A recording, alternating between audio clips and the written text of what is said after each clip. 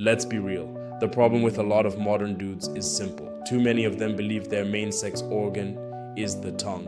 Their favorite position? Not leading, not creating, not penetrating life with drive and purpose, but head buried between thighs. And I don't just mean literally, I'm talking about the symbolism behind it. These men have reduced masculinity, reduced sexuality, reduced dominance down to service, down to appeasement, down to hoping a woman's approval will grant them worth. And that's where the rot begins. Because the moment a man starts building his identity around, am I good enough at licking? Am I satisfying her taste before I've even proven myself? He's already bowed his crown, already surrendered his throne. That's not pleasure, that's servitude. And women feel it. They may use it, they may enjoy the temporary indulgence, but deep down, they don't respect it. Because no woman ever truly respects a man who thinks his whole value is wrapped up in his ability to worship her body instead of standing as a man with something to be worshipped. I'm not here saying don't use your tongue. Of course, sex is about the full orchestra, not one instrument. But what I am saying is when your primary weapon in intimacy, in attraction, in life itself becomes oral service, you've inverted the natural order. You've made yourself the handmaiden, the entertainer, the court jester of her desire. And that's why so many modern relationships collapse. These guys spend hours online studying techniques, watching tutorials, reading forums about how to eat right, as if that's the key to keeping a woman loyal, supportive, invested.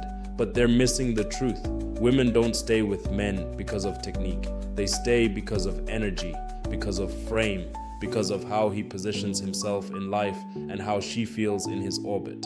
Technique without dominance is nothing more than fireworks on an empty field, pretty but fleeting. Now imagine you're walking home from work, keys heavy in your pocket, you're tired, and you pass by a couple arguing in the street. You overhear the guy desperately defending himself, "But I do everything for you, don't I? You know I'm amazing at..." And he lowers his voice. You don't need to hear the rest to know exactly what he's referring to. That's the modern script. Men begging to be kept around not by their vision, not by their leadership, but by their service between sheets. That's not manhood, that's auditioning. And anytime you're auditioning for a role in your own relationship, you've already been cast as a side character. Take a breath here, let it sink. Because this isn't just about sex, it's about a whole cultural shift. Men have been conditioned to believe their power is in pleasing, not leading. They scroll through social media, see endless posts from women joking about men needing to know how to use their tongue, or else they're useless. And instead of realizing it's bait, instead of realizing it's mockery layered as humor, they internalize it. They take it as gospel. They decide their worth lies between thighs, not in their spine, not in their mind, not in their ambition. That's how we end up with a generation of men trained to crawl. A generation of men who measure themselves by moans, not by moves. A generation of men who don't build, don't command, don't conquer, just lick, hoping to be loved. Now, pause a second. You ever notice the strongest men in history? The ones who built empires, who commanded armies, who left legacies. They weren't remembered for how they pleased women in bed. They were remembered for how they moved the world. Their women followed, supported, submitted, not because of tongue technique, but because the man embodied vision. He carried a weight. He forced respect. That's what secured loyalty.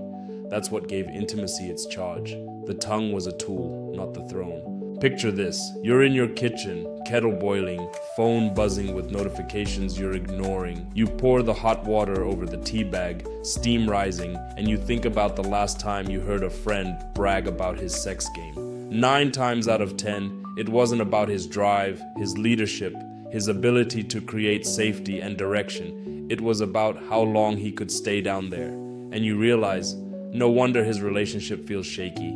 He's betting the whole kingdom on one trick.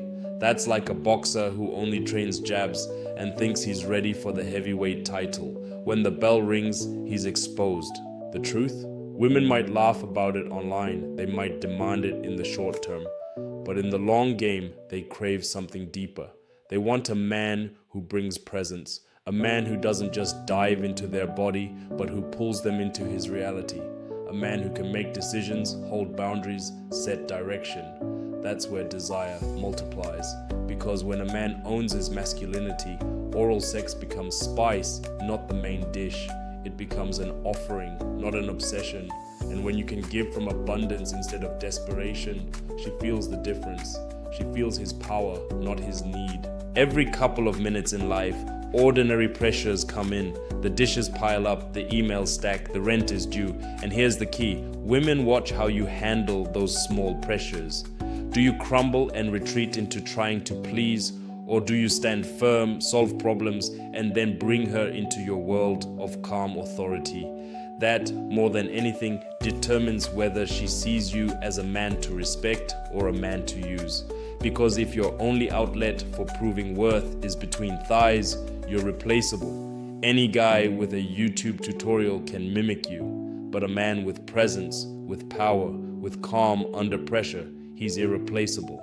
There's a quiet beat here. The truth lands heavy. Maybe it stings. Maybe you've been that guy. Maybe you've thought, if I just do this better, she'll stay, she'll love me, she'll finally respect me.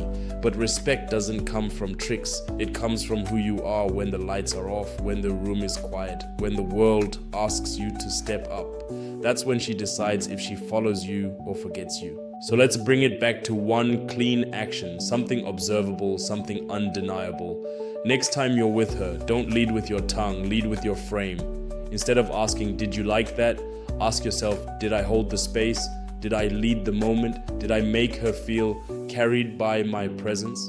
Then act from there. Slow down, lift her chin, look her in the eye, and let her feel you before you even touch her.